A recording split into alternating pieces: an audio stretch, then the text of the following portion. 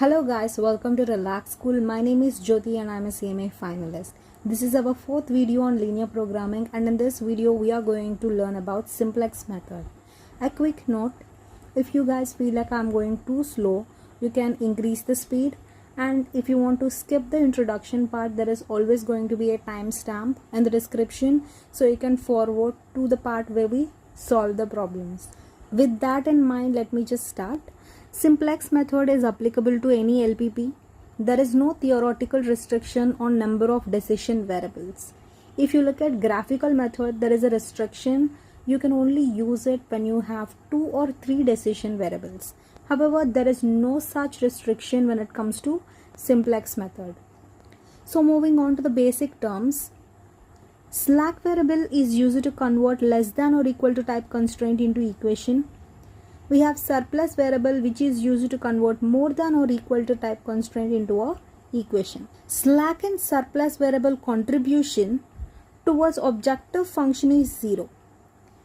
Let me just give you a quick example. Let's just say there is a question that is asking us to maximize the profit. So the objective function was to maximize z is equal to 3x1 plus 2x2. Right, and we have subjective constraint which was, let's just say, 3x1 plus x2 is less than or equal to 1500 machine hours. That means x1 takes 3 hours to produce and x2 takes 1 hour to produce. Right, this is a less than or equal to type constraint, and we have 1500 machine hours. So this basically means this has to be less than or equal to 1500. So let's just add a slack variable to this constraint. That would become 3x1 plus x2 plus s1. This is our slack variable, is equal to 1500. So what I'm trying to say is this slack variable contribution right here to the objective function is 0. So 0 into s1. This is because x1 gives us 3 rupees of profit. So for every unit of x2, I am going to generate 2 rupees of profit. But slack does not generate any profit. Why is this happening is because, understand, 3x1 plus x2 is going to be less than 1500, right? So for every hour of x1 and x2, we are generating certain amount of profit. However, the slack here is representing the hours that we did not use, right? So if we did not use any hours, we have lost some contribution, but we are not generating any kind of contribution. So this is basically the reason why we are writing 0 into S1. The contribution towards objective function is 0. So moving on, this is illustration number 6 from CMA Final Study material. Let's see, a firm manufactures and sells 2 products, alpha and beta. Each unit of alpha requires 1 hour of machining and 2 hours of skilled labor. So we have alpha and beta, and alpha takes 1 hour for machining and 2 hours for skilled labor. Whereas each unit of beta uses 2 hours of machining and 1 hour of labor. So for beta we have 2 hours of machining and 1 hour of skilled labor. For the coming month, the machine capacity is limited to 720 machine hours. So machining is limited to 720 hours and the skilled labor is limited to 780 hours. So skilled labor is limited to 780 hours. Not more than 320 units of alpha can be sold in the market during the month. Alright, develop a suitable model that will enable determination of the optimal product mix. So we want to know how many units of alpha and beta to be produced. Determine the optimal product mix and maximum contribution if unit contribution from alpha is 6 and from beta is 4. Now we have contributions of alpha and beta which was 6 and 4. What will be the incremental contribution per unit of machine hour, per unit of labor, per unit of alpha saleable? So let's start with formulating the LPP. So they asked us the product mix. So we will start with number of units of alpha, assuming it to be x1, number of units of beta to be x2. Later we will write objective function, which was of course to maximize. They have given us a contribution of alpha is 6, so 6x1. The contribution of beta is 4, so 4x2. right? So 6x1 plus 4x2 becomes our objective function. Now subject to constraints, we have constraint on machining, right? x1 plus 2x2 is going to be less than or equal to 720. So x1 plus 2x2 is less than or equal to 720. We have restriction on skilled labor. So 2x1 plus x2 is going to be less than or equal to 780.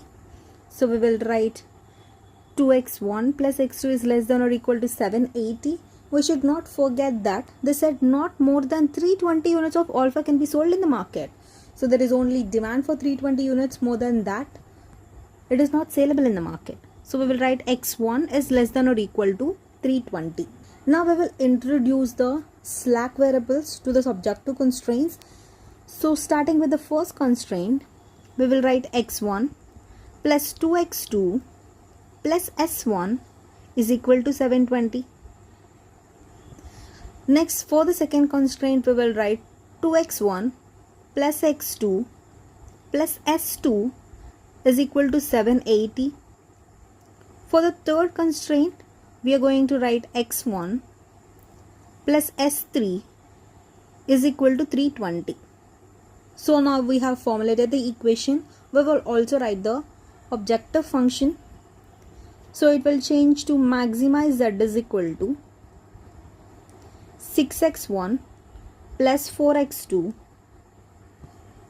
plus 0s1 plus 0s2 plus 0s3.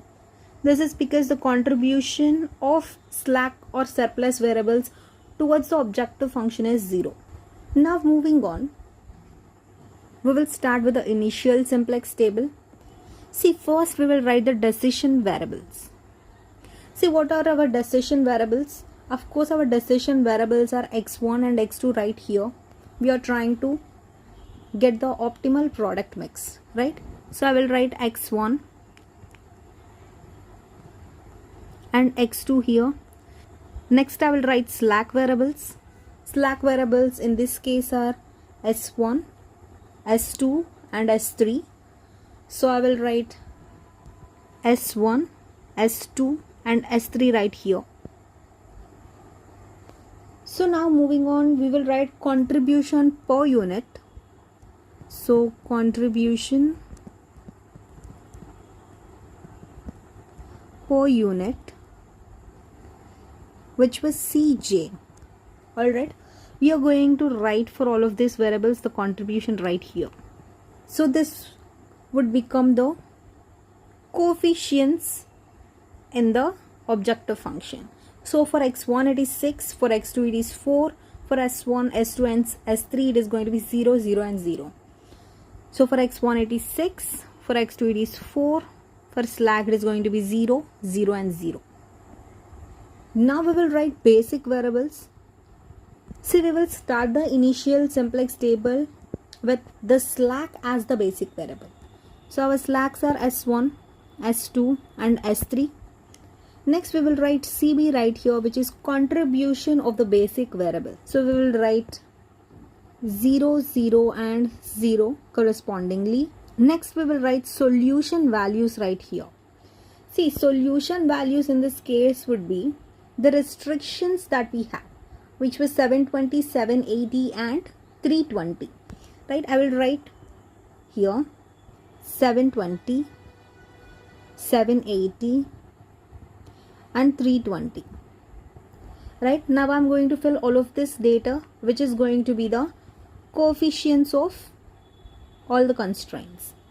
So for the first equation, the coefficient of x1 is 1, the coefficient of x2 is 2, and for slack s1 that is going to be 1.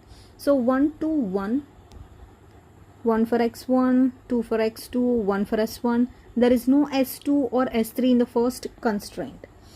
So for the second constraint we have 2, 1. So I'll write 2 for x1, 1 for x2. There is no s1 in the second equation. We have s2 with a coefficient of 1, no s3. For the third constraint, 1 is coefficient for x1. There is no x2, there is no s1, there is no s2, but we have s3 with a coefficient of 1. We basically filled all of the data right now. So I'll start with writing ZB.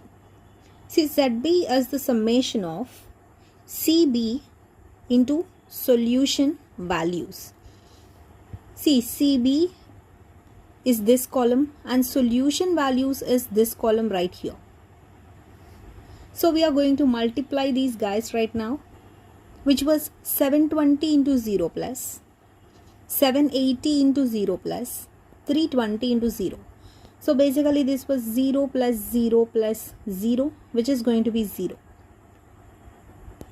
So what this was trying to say, see, when we are starting the initial simplex table, we will take the basic variables as S1, S2 and S3 with a contribution of 0, 0 and 0, right? So this was indicating that we will start by assuming we are slacking all of the machine hours we have, all of the skill labor we have, and we are not even producing any X1 units, right? We are basically slacking everything, which was generating like 0 contribution. So that ZB we will get 0. Our objective was to maximize the profit. So from moving from one simplex table to the next simplex table, we are going to increase the profit right here. We will do this until the last simplex table where our profit was maximum, right? In the initial simplex table, it will start with 0. So moving on to the most important part right now, ZZ is equal to summation of CB into AIJ, right? CB of course was this column and AIJ are these elements. So for X1 we are going to multiply CB with these elements right here. 1 into 0 plus 2 into 0 plus 1 into 0. So 0 plus 0 plus 0 is going to be 0. Now we are going to do the same for X2. So 2 into 0 plus 1 into 0 plus 0 into 0. So 0 plus 0 plus 0 is 0. For S1, 1 into 0 plus 0 into 0 plus 0 into 0. Of course, it is also going to be 0. For S2, it is going to be 0 into 0 plus 1 into 0 plus 0 into 0. 0 plus 0 plus 0 is 0 again. For S3, it is going to be 0 into 0 plus 0 into 0 plus 1 into 0. That is also going to be 0. Next, we will write CJ minus ZZ. So CJ is basically this row. We are going to subtract it with ZZ.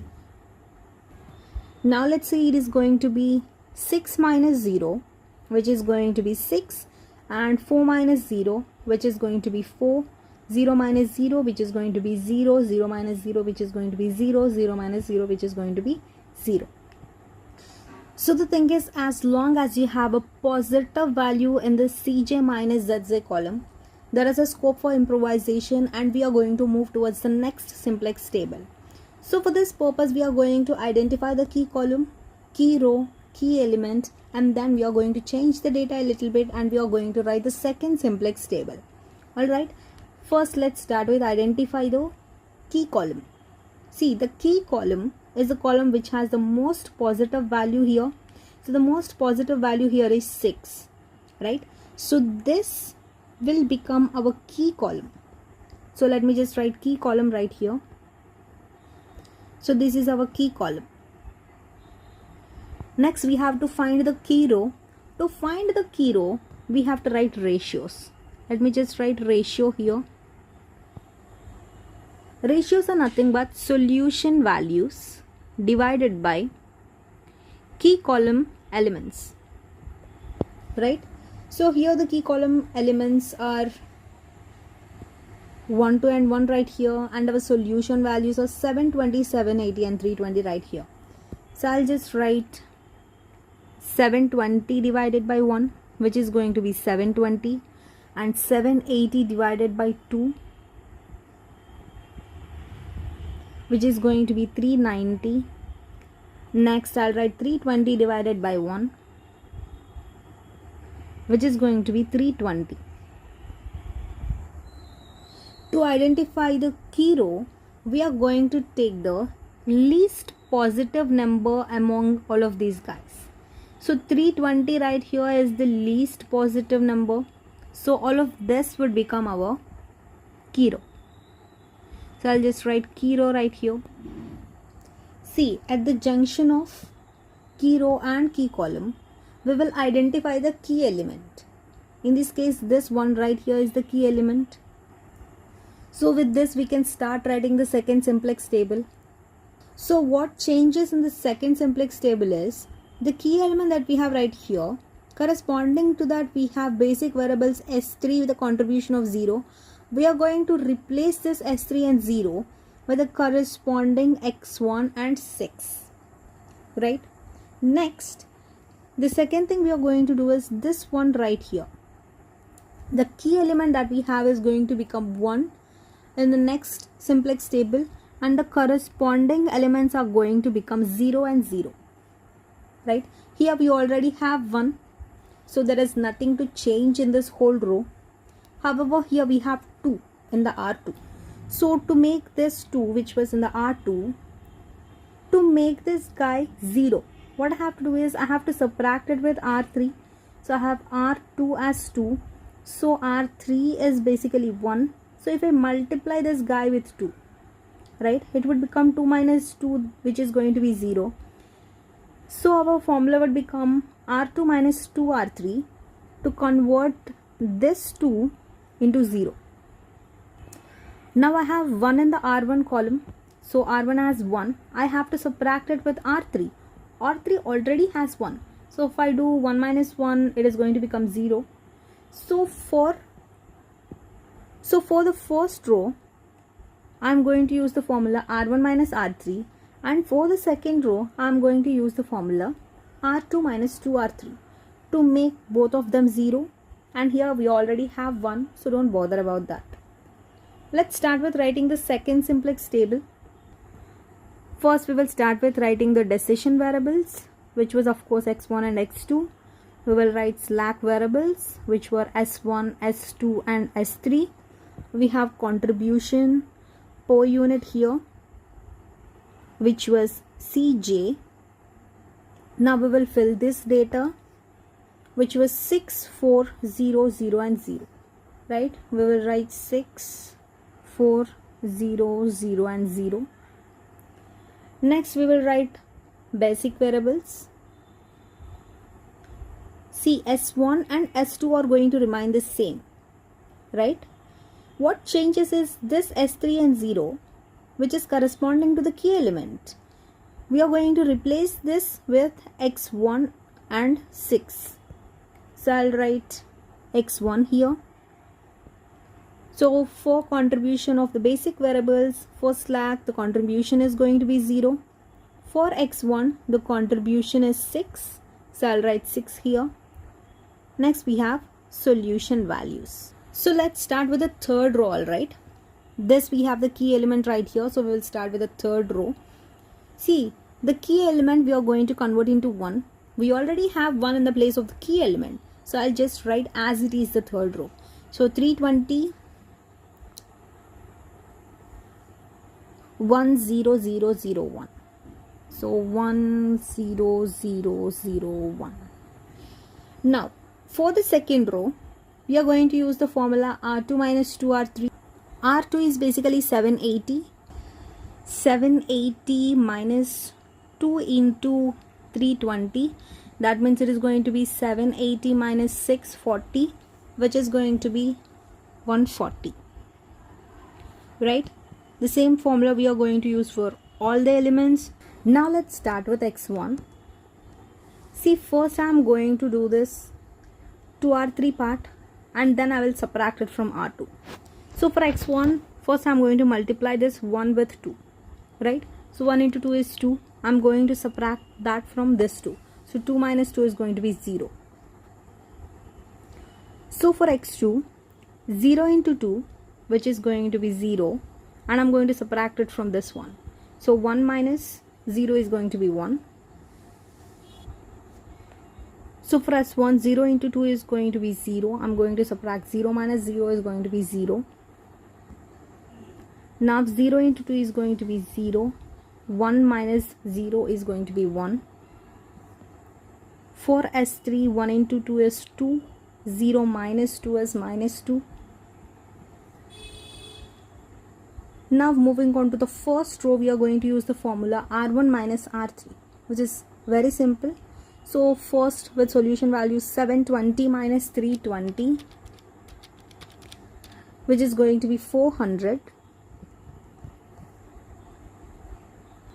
So we will do 1 minus 1, which is going to be 0.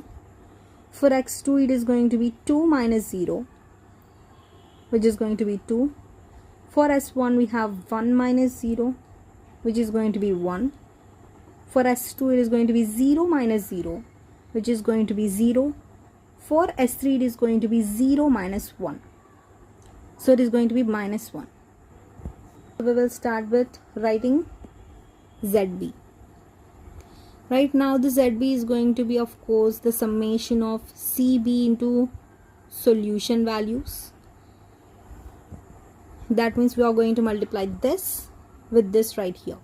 So 0 into 400 plus 0 into 140 plus 6 into 320. So that means it is going to be 0 plus 0 plus 326. So 1920. So this is going to be ZB. Now we will write ZZ, which is the summation of CB into AIJ. Right? We know that CB is this column and AIJ is of course this column. So for x1, it is going to be 0 into 0 plus 0 into 0 plus 6 into 1. So 0 plus 0 plus 6, which is going to be 6. So for x2, it is going to be 0 into 2 plus 0 into 1 plus 6 into 0. That means 0 plus 0 plus 0 is going to be 0. For S1, it is going to be 0 into 1 plus 0 into 0 plus 6 into 0. So 0 plus 0 plus 0 again. So 0. For S2, it is going to be 0 into 0 plus 0 into 1 plus 6 into 0. So 0 plus 0 plus 0 again. So it is going to be 0. For S3, it is going to be 0 into minus 1 plus 0 into minus 2 plus 6 into 1. So 0 plus 0 plus 6, which is going to be 6. Right? Now next we will write CJ minus ZZ. Right, we know CJ is this row. We are going to subtract this from ZZ, which is going to be this row. Right? Now this means 6 minus 6, which is going to be 0. 4 minus 0, which is going to be 4. Next 0 minus 0, which is going to be 0. 0 minus 0, 0. 0 minus 6 is minus 6. Now we have filled all of the data. So now we will check if there is any positive value in the CJ minus ZZ column. Of course, we have a positive value. That means we are going to identify the key column and key row, key element. So, right. For identifying the key column, we will take the most positive value in the CJ minus ZZ column. The most positive value here is this 4. Right. So all of this is going to become the key column. I'll just clear this one. So now to identify the key row, we have to take ratios. Ratios are nothing but solution values divided by key column elements. Right? Here solution values are 400 divided by key column element 2.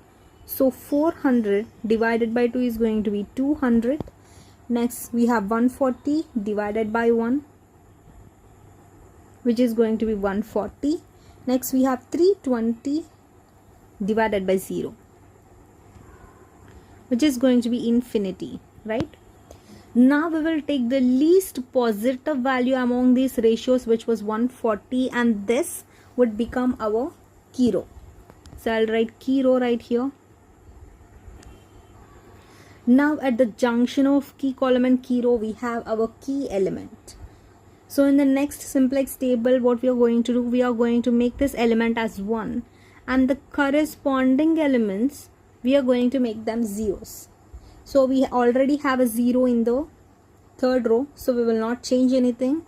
The key element itself is 1, so we will not change anything. However, for R1, we have the value of 2. So corresponding to R3, how can we make it 0? we have 2 in the R1. So if you multiply R3 with 2, we are going to get 2 minus 2, which is going to be 0. So R1 minus 2R3 is going to be our formula for the row 1. Alright. So let's start with writing the third simplex table. So first, of course, we will write the decision variables, which were x1 and x2. Next, we will write the slack variables, which were s1, s2 and s3. Next, we will write contribution per unit, which was cj, which is going to be 6, 4, 0, 0 and 0. So I'll write 6, 4, 0, 0 and 0. Next, we will write the basic variables. See, here the corresponding key element has s2 and 0. We are going to replace this s2 and 0 with the corresponding x2 and 4. Right? So now our basic variables would become s1, x2 and x1. So I'll write s1, x2 and x1 right here. Now next I'll write CB, which was contribution of the basic variables. For slack it is going to be 0. For x2 it is going to be 4. For x1 it is going to be 6. Next I'm going to write the solution values. So let's start with writing the row 2 first, because that is our key element, right? Now let's see, R2 already has 1 in the key element post, so we are not changing anything. So 140, we have 0, 1, 0, 1, minus 2.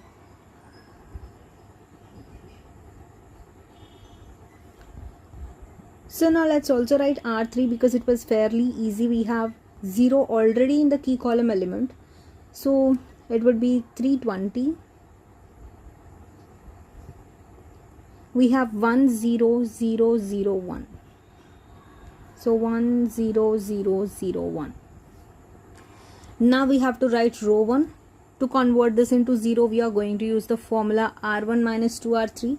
First, I'll solve the 2R3 part. So this was supposed to be 2R2, right? Let me just quickly change that. So R1 minus 2R2. So first I'm going to solve the 2R2 part. Next I'm going to subtract it from R1. So first I'll take this 140. I'm going to multiply it with 2. So 140 into 2 becomes 280. I'm going to subtract it from 400. So 400 minus 280 is going to be 120. So I'll write 120 right here. So for x1, I'm going to multiply this with 2. So 0 into 2 is 0. So 0 minus 0 is going to be 0.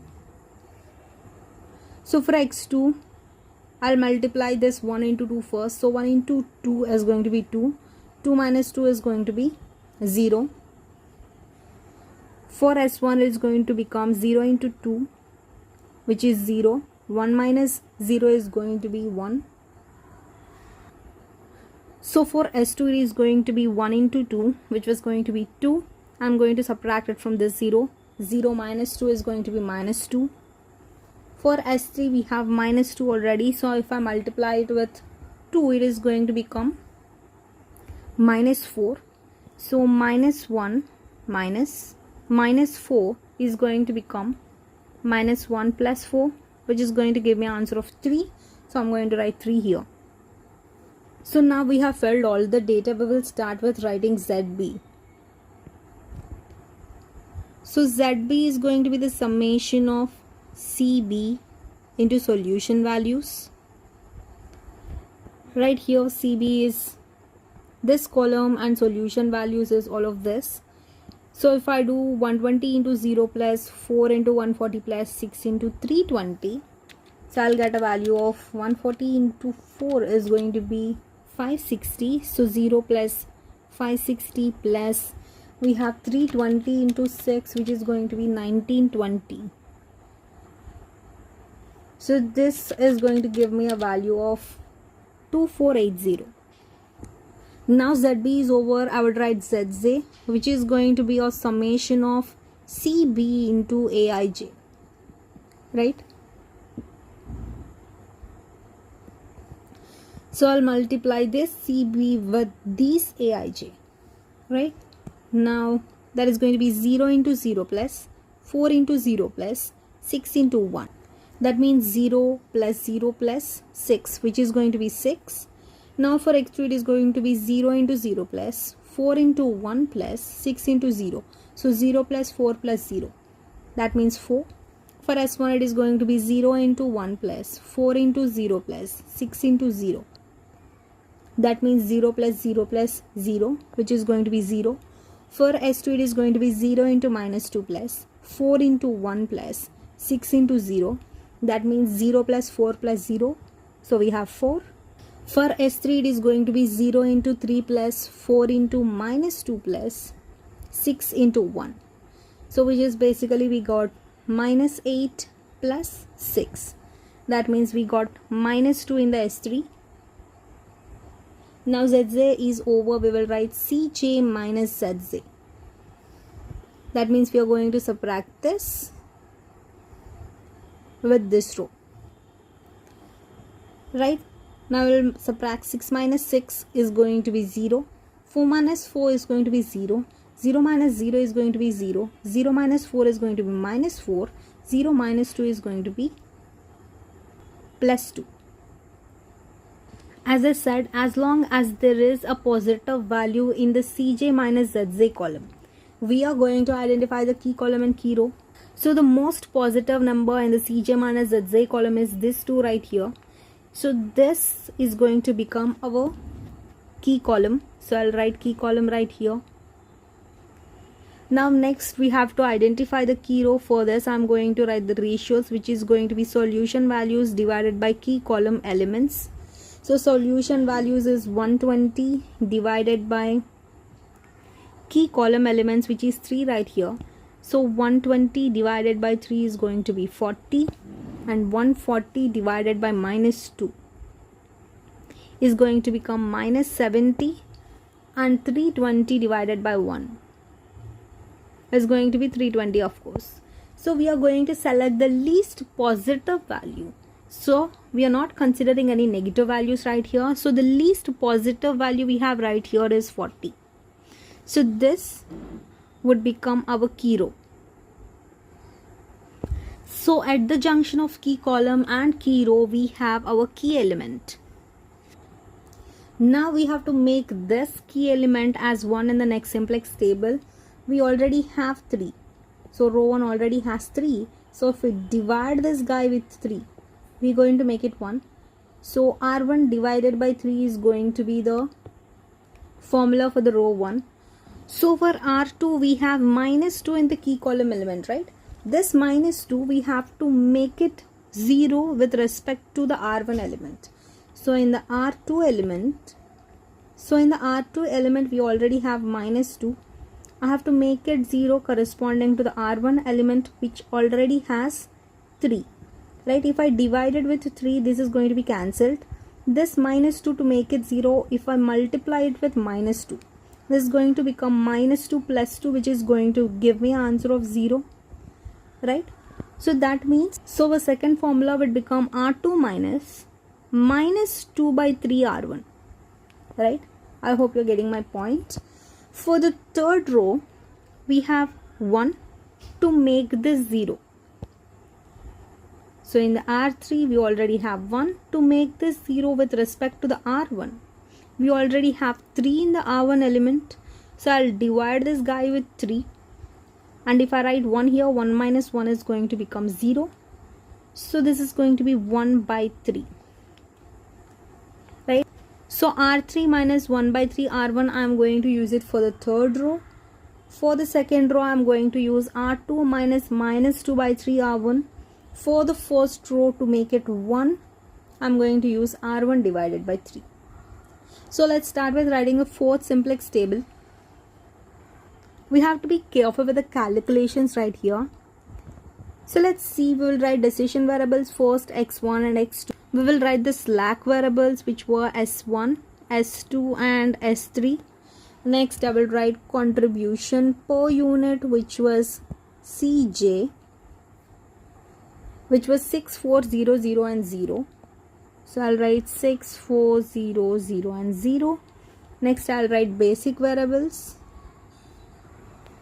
As I said, the corresponding basic variables in the key element, we are going to change it with S3 and 0 right here. Okay. So first we are going to write S3. Later we already have X2 and X1 here. Right now we will write the contribution of the basic variables. The contribution of slack is of course 0. For X2 we have a contribution of 4. For X1 we have a contribution of 6. Now we will write solution values. Let's start with writing the first row. We have our key element in the first row, right? To make this 3 into 1, we are going to divide the whole row with 3. Starting with the solution values, I'll write 120 divided by 3, which is going to be 40. In X1 we have 0 already, so 0 divided by 3 is going to be 0. So X2, 0 divided by 3 is going to be 0. For S1 it is going to be 1 divided by 3, so 1 by 3. So for S2 it is going to be minus 2 divided by 3, so minus 2 by 3. For S3 it is going to be 3 divided by 3, which is going to be 1. Now moving on to the second row. So first I'll solve the minus 2 divided by 3 R1 part, right? Then I'll subtract it from the R2. So in this case it is going to become minus 2 by 3 into R1, which is going to be 120, right? So minus 2 into 40 is going to be minus 80. So this minus 80 I'm going to subtract it from R2. So in R2 we have 140. So 140 minus minus 80 is going to give me an answer of 140 plus 80 is going to be 220. So I'll write 220 there. Next we will come to the X1 part. See, first I'm going to solve this minus 2 by 3. So minus 2 by 3 into 0 is going to become 0. I'm going to subtract this from the R2. So 0 minus 0 is going to be 0. So minus 2 by 3 into 0 is going to become 0. I'm going to subtract it from 1. So 1 minus 0 is going to be 1. Next we have minus 2 by 3 into 1. That means minus 2 by 3. And I'm going to subtract R2, which was 0 minus minus 2 by 3. It is going to be 2 by 3 of course. So I'll write 2 by 3 in the S1. For S2, first I'll multiply minus 2. So first I'll multiply minus 2 with minus 2 by 3, which is going to be 4 by 3. And I'll subtract this 4 by 3 from 1. So 1 minus 4 by 3 is going to be 3 minus 4 by 3. That means minus 1 by 3. Next for S3, let's see, we have 3. So 3 into minus 2 by 3 is going to be 3. 3 is cancelled. So we have minus 2. So in the R2 place we have minus 2. So minus 2 minus 2 is going to give us a value of 0. And that's what we want. So now for the third row, we are going to use the formula R3 minus 1 by 3 R1. So first I'm going to do the 1 by 3 R1 part, and then I'm going to subtract it from the R3. So 1 by 3 R1, row 1 is this. So I'm going to divide 120 with 3 first, which is going to give me a value of 40, and I'm going to subtract this 40 from 320. So 320 minus 40 is going to be 280. I'm going to write 280 here. Now let's see 1 by 3 R1 part if I do that. So it would become 1 by 3 into 0, which is going to be 0. 1 minus 0 is going to be 1. Next 0 into 1 by 3 is going to be 0, and 0 minus 0 is going to be 0. Next 1 into 1 by 3 is going to be 1 by 3. 0 minus 1 by 3 is going to be minus 1 by 3. Now we've got minus 2 here, so minus 2 into 1 by 3 is going to be minus 2 by 3. So 0 minus minus 2 by 3 is going to be 2 by 3. Now in the S3 we have 3 into 1 by 3. So 3 divided by 3 is going to become 1. 1 minus 1 is going to become 0. Now what are we going to do? We are going to write ZB. So ZB is going to be the summation of CB into solution values. Right, so 0 into 40 plus 4 into 220. So 4 into 220 is going to be 880 plus 6 into 280. So 280 into 6 is going to be 1680. So if we add all of this, we are going to get an answer of 2560. So next I'm going to write ZZ, which is going to be the summation of CB into AIJ, right? So CB is this column, AIJ is going to be this. So 0 into 0 plus 4 into 0 plus 6 into 1. So 0 plus 6 is going to be 6. Next we have 0 into 0 plus 4 into 1 plus 6 into 0. So 0 plus 4 plus 0, that is going to be 4. Next for x1 it is going to be 0 into minus 3 plus 4 into minus 2 by 3 plus, I'll just write it, okay, 0 plus 4 into 2 by 3. So we have 8 by 3 and 6 into minus 2 by 3. So we have minus 6 by 3. So if we solve this, we are going to be getting 2 by 3. So I'll write 2 by 3 here. Next for S2 we have 0 into minus 2 by 3. So I'll write 0 plus 4 into minus 1 by 3. So it is going to become minus 4 by 3 plus we have 6 into 2 by 3, which is going to be 12 by 3. So this will give us an answer of 8 by 3. So I'm going to write 8 by 3 here. Next for S3 we have 0 into 1 plus 4 into 0 plus 6 into 0, which is going to be 0. Now we will write CJ minus ZZ. CJ is this row, we are going to subtract it with ZZ, which is going to be this row. So now 6 minus 6 is going to become 0, 4 minus 4 is going to become 0, 0 minus 2 by 3 is going to become minus 2 by 3, 0 minus 8 by 3 is going to become minus 8 by 3, 0 minus 0 is going to become 0. So now if you observe, CJ minus ZZ has no positive value. That means we are done with maximizing the profit. So we are done with maximizing the objective function. So the ZB right here, which gave us a value of 2560, is going to become our solution. So with this, we have our solution values right here. So x1 is going to be 280, x2 is going to be 220, right? And we have a slack which was 40. So let me just talk a little bit of concept. If you remember, we have a restriction right here saying that only 320 units of alpha is sellable in the market. So we are only producing 280 units of alpha here. That means we have 40 units. So the 40 that we are not producing is what the S3 right here is representing. And we should not forget there was another question that they asked, which was what will be the incremental contribution per unit of machine hour, per unit of labor, per unit of alpha sellable, right? For this we have to look into the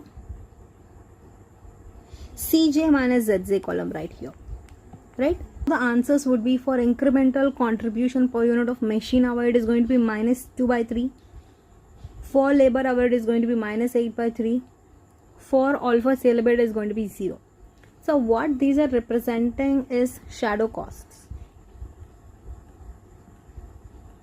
right? So this means that for every unit increase in this S2, S3 and S3, you are going to lose the optimum value by this much. So this is it for this video, guys. We will meet in the next video. It will take a lot of effort for me to make these videos, so I would love if you guys like, share and subscribe, and feel free to comment your thoughts.